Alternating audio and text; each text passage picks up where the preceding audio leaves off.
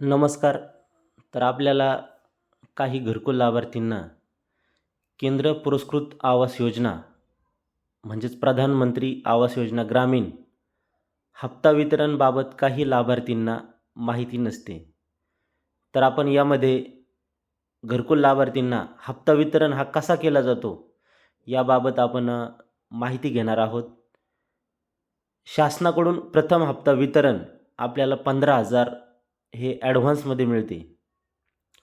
त्यानंतर दुसरा हप्ता म्हणजेच 70,000 हा हप्ता आपल्याला आपल्या घराचे जोता लेवल म्हणजेच पाया लेवलचे काम झाल्यानंतर आपल्याला 70,000 हा हप्ता मिळतो. त्यानंतर तिसरा हप्ता हा चौकट लेवल झाल्यानंतर आपल्याला 30,000 रुपये असा हप्ता मिळतो. त्यानंतर चौथा हप्ता आपल्याला 5,000 घर शौचालयासह पूर्ण झाल्यानंतर हा 5,000चा हप्ता आपल्याला मिळणार आहे.